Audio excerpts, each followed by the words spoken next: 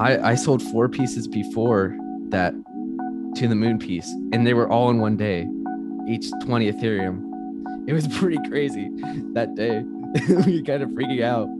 My parents didn't believe it until like we got a bit of it out into like actual fiat, and they were like, "Dang, this is actually like a thing." Because like it kind of seems like imaginary money, like you're passing. That's especially the thing with like collecting everything. You're like, "Oh yeah, this is imaginary money. It's not actually, you know." But then when you realize, "Oh yeah, this can be converted and this has actual value." What's up, guys? Matt here, rocking the podcast solo this week. We've got a very special guest for this episode, certainly the youngest guest we've ever had on the NFT Now podcast. We'd like to welcome Jasti, only 15 years old. He's emerged as one of crypto art's youngest rising stars. He's sold more than $220,000 worth of NFTs, based in Seattle. He's friends with Fewocious, and they've even worked on some paintings together. We're going to find out what it's like to enter this space at such a young age and what he's got coming up for the future.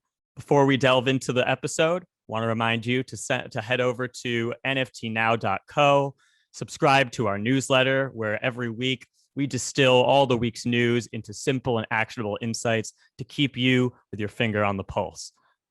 Without any further ado, here's Jasti. Jasti, what's good, man? Nothing. I'm pretty good, honestly. I've been working, not much. You're out there. You're in Seattle, right? Yeah. Well, I think it's amazing that you're age 15. You are already this deep in the NFT space as an artist, as a collector, as all of the above. You got to tell me, how did you first get into digital art, and how did you discover NFTs at this young age? Okay, so at last year, 2020, I got Photoshop and all the Adobe Illustrator and all the Adobe Suite for Christmas. That was 2019 Christmas. And I made my first design in Photoshop in 2020 for the New Year's. And then from there, I had to spiral down the logo design path. So I was designing logos and everything. That's how I got into Illustrator. I got all those skills. And then in around July, around this time last year, actually, I started seeing people on Instagram where I was doing logo design, like make art out of the same like stuff that I was doing with logo design. And so I dipped into that a bit. And so then it just went from there. And I was doing daily art every day on Illustrator. And it just went from there. And then around December of last year, I saw Sam J on Instagram on Super Rare dropping a piece on there. And so I was like, what is this? And so I did some more research, and I spiraled down the rabbit hole, and I found all these artists that were doing all this stuff and were making like huge at that time, huge in the NFT space. And so I applied in around late December. Exactly. It was close to the 1 year time where I got Photoshop and all that stuff. And so I applied, and then later that in January of that month, later on, I got accepted. I was like, dang, there's no way. Because at that time I wasn't really confident in what I was doing, because I didn't really have like where I am now, where I have like all the landscapes and backgrounds and everything that I do with my pieces now. It was really just characters that I was doing, experimenting with that kind of stuff. And now my style's really developed and like flourishing in the way it has the characters and the backgrounds and all the other stuff you see. But and then it all started with I minted my first piece, Forever Colored, with Astral, the character that you see, on February 16th or 18th, I believe. It was somewhere in that range. And then about 4 to 8 days later, well, before that, I got a few bids, and I was like, dang, what, already? Because I didn't promote it at all. I hadn't promoted it at all, and I had like under 100 followers on Twitter at that time, and no one. That's what I really find that fascinating about Super Rare and all these platforms, is how easy it is for people to like find and bid on your pieces, because there was no way for me to get it out there at all other than my 100 followers at that time. And I was getting like I think the highest bid I got without actually like promoting it like hugely was like 0.33. And then later that night, I remember I was at a youth group meet. We were watching a movie, and I got this text from I got this text from a friend. He's like, "What is this NFT?" Because he saw, because I'd been posting on my Instagram, because he knows me. I've known him since like way when I started art. And texting, he's like, "What is this? How do I get into this? What are NFTs? What is crypto art? Uh, how do I make?" And then I send him the website and how to apply and everything. And then he takes a screenshot and he's like, "Why is your art on the front page right now?" And then I look at it. I look at a screenshot and it says zero point 0.4 Ethereum bid from Fewocious, and I was like, "No way! This has to be Photoshop." And I looked at it on my email, and I about jumped out of my seat while we were watching the movie. But and it just amazing. Yeah, it spiraled from there. It and then there was a bidding war with Justin and Fewocious later that night, and then I just let it go. I think honestly the biggest thing about how it got so high at the end of March, at the beginning of March, is that I let it hold. I didn't accept it. I told myself when I minted it that I would wait at least 2 weeks before I accepted the bid, which I've held basically to this day, except now I'm holding it more to a 4 price than 2 to 2 weeks thing. For sure. Yeah. And we'll dig a bit more into that too. But before we dig into, the market dynamics and all that, like, just being age 15, getting so deep down this rabbit hole, like, how did you explain this to like your family, to your friends? Like, do they understand it? Tell me about that. Yeah, it was hard to explain. I had to like convince my parents into letting me get Bitcoin and Ethereum, because I started way back in when I think it was before I even started art. No, wait, no, it was before when I did graphic design. I got a $70 job. That was like I was like, what the? I was like, this is huge, because it was $70 at the time for me. I was like, I just started graphic design and logo stuff, and so I did that, and I was like, dang, this is real, and so I convinced my mom to let me put like half of it into, at the time, Bitcoin had just gotten onto PayPal. And so I put that money into Bitcoin on PayPal. And then I switched it around from Ethereum and all those cryptocurrencies, which I had to go through all my mom's accounts and do all that, which I already had a decent understanding of it, because you honestly, being my age, you see it everywhere now. You see it like on the news, like even way back, like on YouTube, back in the culture, they were like, buy Bitcoin or whatever. And I didn't really understand what that meant. I didn't really understand how to buy cryptocurrency or how to get cryptocurrency or what it was generally. I just knew it existed. Yeah, and then the first time I really acknowledged it was when I found this platform. It's basically like YouTube, but you earn cryptocurrency from views and stuff. And then we really looked at what we could do with this, and then we found Bitcoin, and we looked back at Bitcoin and we're like, dang, this is 6K. This is huge. That was way back. That was like way. It seems like a long time, but it's really not. But space moves quickly, right? A lot happens in a short amount of time. Yeah.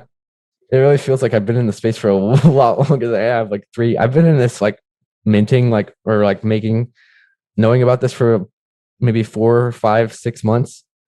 And it really feels like I've been in here for like a year or longer. Totally. So I think I first became aware of your art when you sold the piece To the Moon to KeyboardMonkey. I think it was for 25 ETH, which at the time $42,000. Like, walk me through that moment, because what was that like at age 15 to have a sale like that? It was honestly crazy. I kind of set the bar high with the reserve price, and I didn't expect it to get mad. I was expecting to lower it, but then I was playing a game, I was messing around with some of my friends, and I took out my phone because I got a notification from Gmail. It was like auction met, and I was like, what? It was just crazy. And then I just like ran around my house for a good hour or two because I was so excited about it. What was it like explaining that to your parents and like your friends? No, that was not it wasn't the first time my parents actually got it was actually crazier the first time we sold pieces because I sold 4 pieces before that to the moon piece, and they were all in one day, each 20 Ethereum. It was pretty crazy that day. We kind of freaking out. My parents didn't believe it until like we got a bit of it out into like actual fiat. And they were like, dang, this is actually like a thing. Cause like it kind of seems like imaginary money, like you're passing. That's especially the thing with like collecting everything. You're like, oh yeah, this is imaginary money. It's not actually, But then when you realize, oh yeah, this can be converted and this has actual value. For sure, for sure. So, and we'll dig a little bit more into some of the pieces and stuff like that. But like, I'm super curious. You're age 15. You suddenly have this. You start selling pieces for 40K in Ethereum per pop. Your parents at first, don't really believe it, but then they start to see it and they realize this is real. How does this change sort of like your future plans? Like where you were thinking your career was headed? Like I know you were working in graphic design and all that, but how as being so young, I'm curious as like what that sort of how that's changed your thought process. I definitely think it's skewed me more towards art. Definitely. I've gotten way more embossed into art. Like I've been experimenting a lot with paint, with like all this other, with physical arts, with like VR, with like everything. And it's just it. Yeah. Beforehand, I didn't even know what I was going to do. I just had doing art as a hobby on the side. And then I just kind of found it. And I was like, dang, okay. And so I did it, and it worked. And there was a ton of things I actually wanted to be before art, but yeah, I was really into like science and math. That's mainly what I was into. Cool. All right. So, after like To the Moon, I know you released Nature's DJ. And I know that, Yeah. The market dynamics were a little different then Yeah. too. And you got some solid offers on it, but you haven't accepted, as I saw. So tell me a bit about your approach to the market and like your thought process as to like scarcity and also, like what price you'll find acceptable, Mm-hmm. Yeah. Honestly, I feel like scarcity is both key and not key. It depends on what you're going for, because that's the main reason I didn't go for the Nifty drop, is because they limited me to 15 editions out of everything, and I wanted to go more to like, because really at that point my art was like exclusive, where there was only 5 pieces out of one-on-ones. I really wanted there to be more, but I'm still good with them. Cool.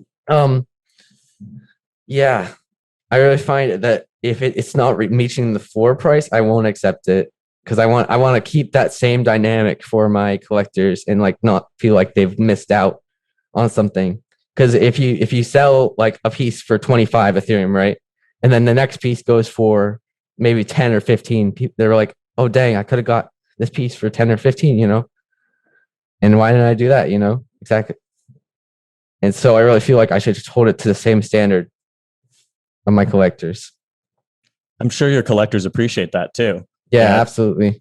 And And I've seen collectors kind of tweet about that, being like, oh, like, it's like a, strong move. It's a good thing. But I'm sure that it must also be tough as an artist when like you kind of want to like release some new stuff too. Like, so how do you kind of deal with that, that dynamic, Honestly, I've just gotten used to it. And I've really only been working on my best work recently. And I feel like only my best work is going to be up as one-on-ones now. Like best work, which I just finished actually. One of them is in the background. You can barely see it, but wow, I see the NFT now one in the background as well. Yeah, I put a lot of them up there. So good. So good. And for those who are just listening and may not see the visual here, we got it's our cover photos on socials brought to you by Jasti.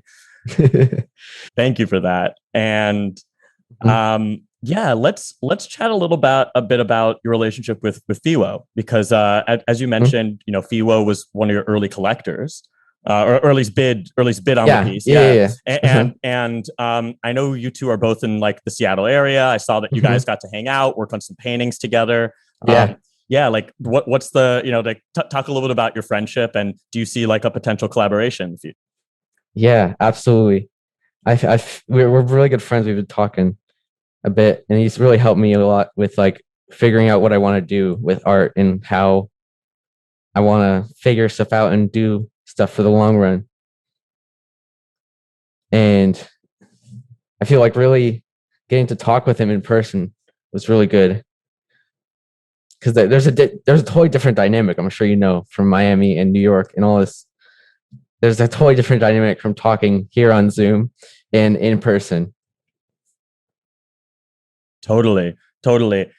Has he also been someone who you've been able to kind of go to, who might kind of understand what you're going through too, in terms of like being this young and entering the space?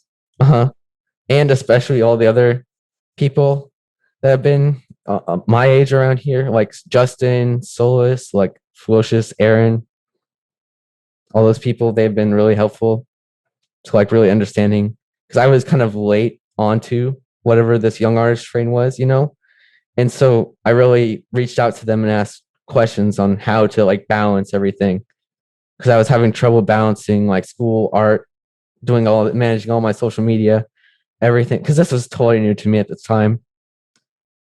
And so it was just crazy. My whole life just like got skewed in March, at the beginning of March. Are there any pieces of advice that stand out, that maybe Fewo or one of them gave you that's been really like rung true or been super helpful? I'm not really sure. There's so much advice that I get in like every few days or months or hours or so. It's hard to really tell. It's just all jammed in my mind. For sure. What would you say is like the toughest part about being this young and being in the space? I'd say that people don't really take you seriously. That's the main part, is that they really expect you to be like this kid, and they don't really take you as like you can be an adult in the space as a kid, But going with that as well, that I really remember the piece of advice from Fewo, that you got to really like be professional while also keeping your personality, because that's what people are really in here for, is that if you're just there professional and you're acting like a professional personality or whatever, you're not going to have any like creative personality or like difference in what you're gonna be producing. No, it's sound advice. And it's been amazing to see obviously Fewo's success over the past few months too, and obviously that the landmark Christie's auction. And I think one thing I told him was I thought that like he was inspiring like a new generation of artists, and I'm sure you're part of that. What would you say? What would you say are some of like your bucket list items, like things that like you, because obviously Fewo had always dreamed of something like this. I'm sure there's a lot more. I'm curious to hear like what are some of the things that you really want to achieve in your career. I'd say like Christie's, definitely. That would be great. And then also there's a lot of projects that are going to be definitely bucket list when they come out that I'm working on right now.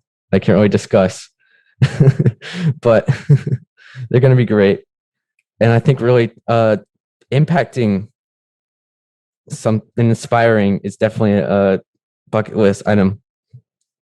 That's really a main goal of mine, is to like inspire others to do the same or similar as me. Have you been getting a lot of outreach from like artists in the space who are young, who are looking to like get into it too? Yeah, definitely. And then there's definitely. What are some of the things you're kind of hearing from other artists your age who are trying to get in? I'm kind of hearing, what do you do to market it? How do you get into the space? What do you like? What would you mint for your first piece? Is there really a benefit to limiting how many pieces you put up? How does this whole cryptocurrency, is this a scam? Is this, the main questions that are posed by the media nowadays about cryptocurrency, NFTs, all that kind of stuff. Totally. And one thing I find really interesting is like, I think I tweeted a while back, but it's like this, like all of us are like, we're the last generations that are going to grow up without the idea of like digital ownership from like, from like the beginning, And I even feel like your generation is much more comfortable and understanding like that concept because you've grown up with the internet and and having like so much of life being online. I'm curious to hear your thoughts, like in your own words, like how do you feel like your generation views NFTs and like cryptocurrency and blockchain compared to say like some of the older generations out there? That's really tough to say. There's a whole different dynamic. Like there's a dynamic of kids like me where we understand it and we're accepting it, in that we believe it's gonna be really the next thing, and that the basic concept of NFTs are basically everywhere nowadays. You see it in like video games, you see it in like music, you see it in everywhere. Because you like own an item in a game, that's basically an NFT, because you can't own it, like you can't like feel it IRL. The only difference about this is that it's based on the blockchain, and it might be a bit overpriced at the time right now. And I feel like that's going to be a big thing to it. Is going to be, it needs to be more accessible to the masses. Totally. And then even among people of your age, there's still obviously still a subset of people who aren't plugged into it, right? And don't understand it. And there's a huge demographic of my age that have seen all the media around NFTs and all the, because there's a big activist movement about like, which I believe in as well, but not in the way of NFTs like are bad like that. But they do believe that NFTs are bad, and like cryptocurrency, because they've seen all the energy usage and all that kind of stuff, which has kind of been misportrayed by the media on how everything works. Totally. And we've talked a lot about how Twitter and is like a super important platform for the NFT space. But I think something people don't talk about as much is TikTok. And I know there is a lot of like, like TikTok's so like obviously such a popular app for like your generation. And there are a lot of accounts and a lot of people like there is a lot of conversation happening on TikTok too around NFTs. So I'm just curious to see or to hear what you've seen there and like what your kind of feeling or thoughts are on like what's being said on that platform. And like, I definitely feel like it's a similar mix to how it is on Twitter. There's a big demographic of people that believe in them, and the big demographic that are like, this is bad. Why are you doing this? This wrecks the environment, Sure. Going back to your art for a minute too, I remember seeing I think you tweeted a while back that you were working, kind of planning to go more from like the still images to animation in the future. Yeah, I've been definitely doing that a lot. Yeah, doing that a lot. So like, tell me a bit about that process and where you kind of see your art evolving to. That's kind of hard to say because it's so far in the future, but I've been really working on getting more parts animated and more complex pieces in there. And a lot of my recent pieces that I've been doing are animated and have like a story behind them. And that's really what I like about. I really feel like the evolution of it is going to be that there's going to be really be a really real story behind it, and they're going to be connected together behind something, which some of them already have been, but that's just behind the scenes stuff. For sure. And what are your thoughts on the metaverse? Like how like plugged in are you there? Is it something that's factoring into your plans? Are you like thinking about what kind of presence you might want there, or how your art would be displayed there? Or? Yeah, definitely. I want to get involved in that soon. I've been in a few rooms with people in Crypto Voxels and all those other platforms like Decentral and all that stuff, especially with Artifact Studios, what they're doing with it. It's crazy. But I definitely want to involve that into my future plans with like art and combining that with ownership and all that kind of stuff, as well as pairing with the physical kind of stuff where you get prints or you get like a jacket or you get like a painting, or you get whatever physical asset that comes with the piece that involves it, and as well as pairing that with metaverse gear. Like say you get the jacket in real life, you also get the jacket designed on Decentraland or on CryptoVoxels. That's super cool. Are you thinking a bit about like the intersection of your art and like digital fashion as well? Or yeah, definitely. Yeah. I definitely want to do that soon. Very cool. Very cool.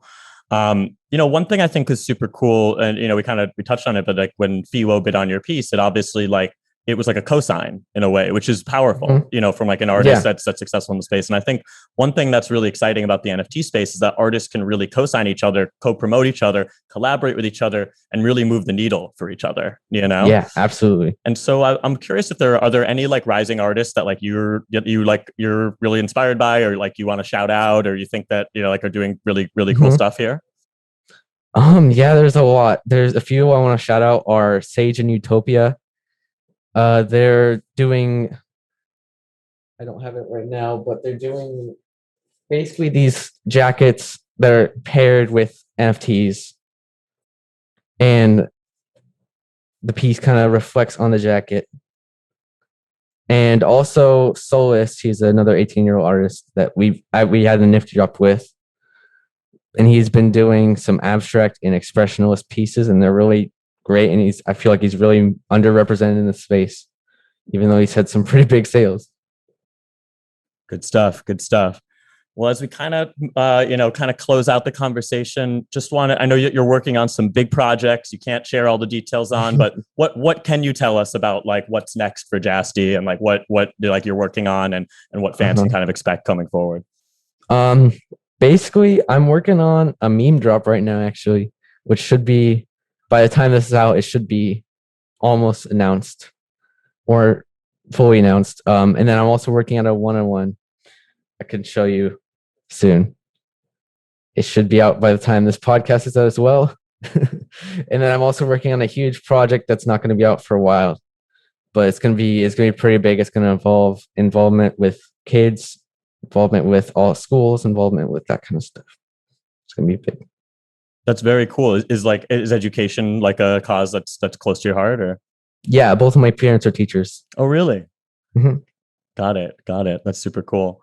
Do you feel like that? That played a role in your artistic development? Yes and no. I'm not sure. It was really my own self-taught how I really got the artistic expression in my works. That's how I've been since the beginning. Is that I learned Photoshop myself, Illustrator myself, After Effects, everything. Not to mention the crypto learning curve, the NFT learning curve yourself. So very impressive. Jasti, so great to have you on the podcast. Great to have this chat. Very excited to see what you've got in the works. And absolutely. Yeah, look forward to having you back. Yeah. All right. For sure. Well, great chat, and we will talk again soon. Absolutely. Wow. That was an amazing episode. Really enjoyed hearing his perspective, coming from a younger generation, seeing how he and his generation view NFTs and digital ownership, the metaverse as well. I loved hearing his thoughts on, the dynamics of bids and offers, and knowing his own worth when it comes to his artwork, and having patience when it comes to the market and scarcity. And I'm really excited to see some of the works and collaborations he has in the future. I know we teased a number of great projects, so we know we're going to be hearing a lot from Jasti going forward. Before we sign off, once again, remember to head to nftnow.co, sign up for our newsletter. Each week, we're simplifying all the happenings into actionable insights so that you can keep on top of what is a very fast-moving space. So we'll catch you next time. Thank you for tuning in.